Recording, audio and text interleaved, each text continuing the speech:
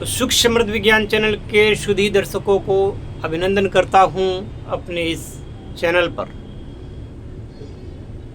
प्रिय दर्शकों, मेरी पूरी कोशिश ये है कि आप लोग इस रसायन विज्ञान में निष्णात हों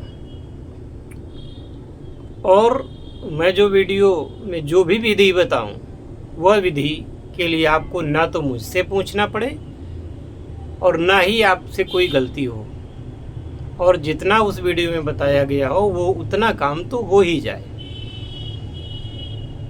तो आपको आज मैं बताने जा रहा हूँ अभ्रक के बारे में। मार्केट से जब आप अभ्रक लाएंगे, अभ्रक भी 4 प्रकार का होता है। तो आप अभ्रक को लाएंगे और कैसे उसको शुद्ध करेंगे और कैसे उसका संस्कार करेंगे।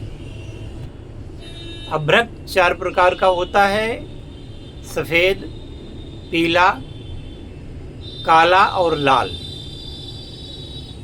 ये जिस देश में जैसी अवस्था में निकलता है वैसा उसका रंग हो जाता है।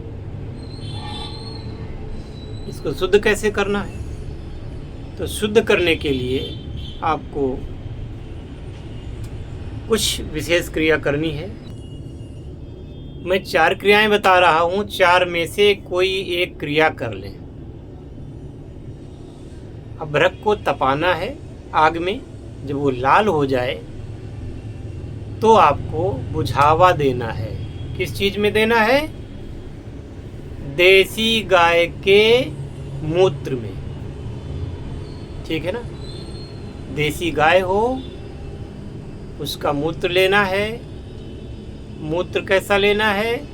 आगे का और पीछे का छोड़ के बीच में जो मूत्र निकलता है वो भी सुबह का,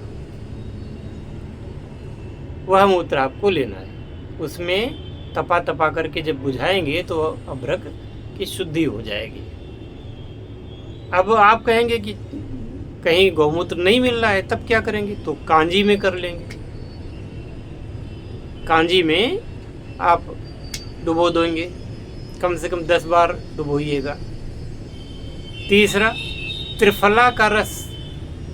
अगर त्रिफला का रस वैसे नहीं मिलेगा, हरा नहीं मिलता है, तो आप त्रिफला चूर्ण को पानी में भिगो करके 1 दिन के लिए रख दें, 24 घंटे के लिए। इसके बाद में उसको छान लेंगे तो जो रस निकलेगा छान करके निचोड़ लें और उस रस में इसको डाल दें, डुबोएंगे तो भी आपका ये अभ्रक शुद्ध होगा।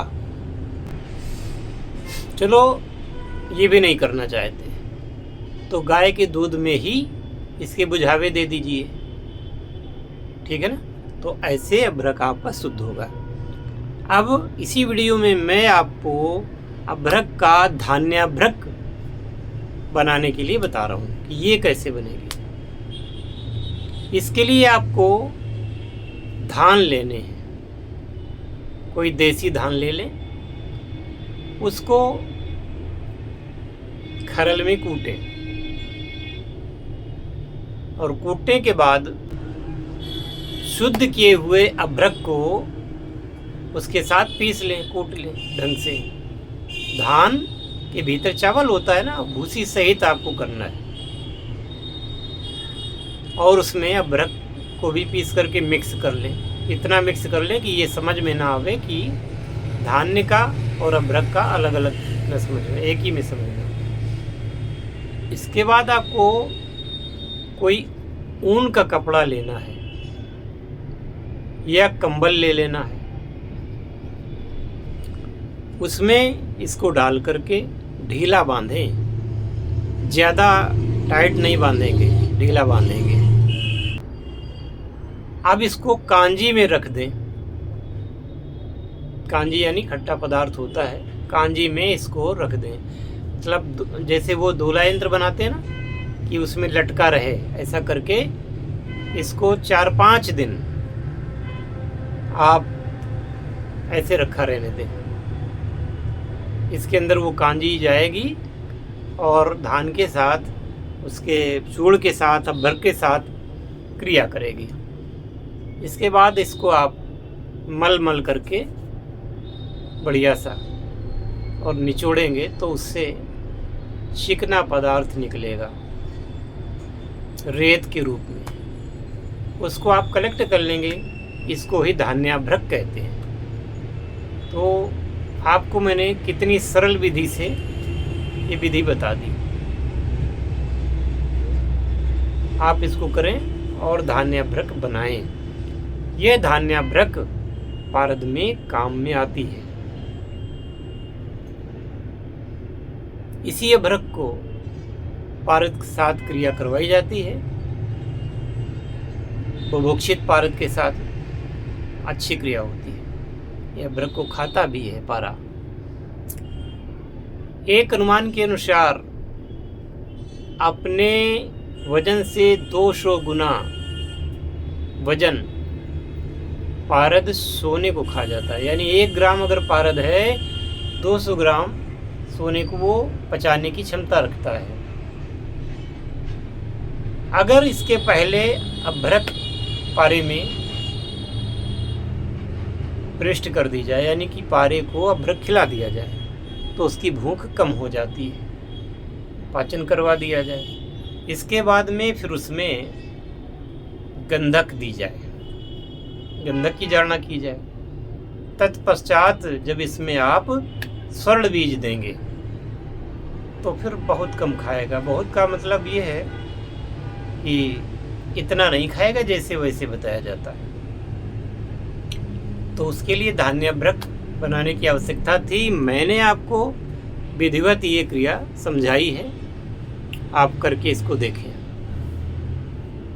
और रसायन में आगे बढ़ें। प्रिय मित्रों, रसायन में यदि आपको सिद्धि प्राप्त करनी ही है तो हमारे कुछ कोर्स हैं, उनको ज्वाइन करें और इसके लिए आप अपॉइंटमेंट लेके बात करें तो आगे की क्रियाएं, आगे का सब उसमें समझा दिया जाएगा। और ये वीडियोज जो मैंने बनाए हैं आप देख रहे हैं, बहुत सारा ऐसा आपका काम हो जाएगा जो काम सामान्यतः नहीं होते।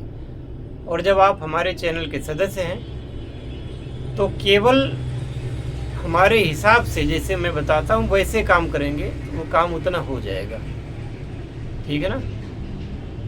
और अगर काम करने के बाद काम नहीं होता है तो आप कहें कि गलत आपने बताया, ठीक है ना। तो इसी के साथ इस वीडियो को यहीं पे विराम देते हैं और मिलते हैं फिर अगले वीडियोज में। तो इसके पहले हम आपको बता दें कि भाई आपको कमेंट करना है। यदि आप हमारा लाइव चाहते हैं कि हम आपको लाइव अटेंड करें, है ना, आप तुरंत कोई प्रश्न पूछते हैं तो हम उसका उत्तर वहीं पे देते हैं तुरंत। तो जितने ज़्यादा कमेंट आएंगे इसके बाद फिर हम ये देखेंगे। और हाँ, इतना और कह देते हैं कि यदि आप हमारे लाइव में शामिल हों तो फिर लाइव को छोड़ के न जाएं, शुरुआत से अंत तक रहें और लाइव में पूरा सहयोग करें। तब तो हमें लाइव करने में अच्छा लगता है। अगर हम हैं लाइव और आप नहीं आ रहे हैं, आए और चले गए, तो फिर हमें दिक्कत होती है, फिर हम नहीं कर सकते लाइव। तो हम उतना काट भी देते हैं और बाद में उसको डिलीट भी कर देते हैं, ठीक है ना।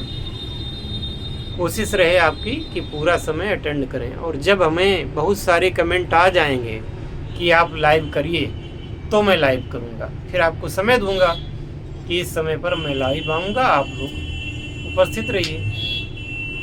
तो आपको कमेंट करना है कि हाँ मैं लाइव के लिए तैयार हूँ और पूरा टाइम दूंगा। इतना जब लिखेंगे और फिर हम देखते हैं कितने कमेंट हुए।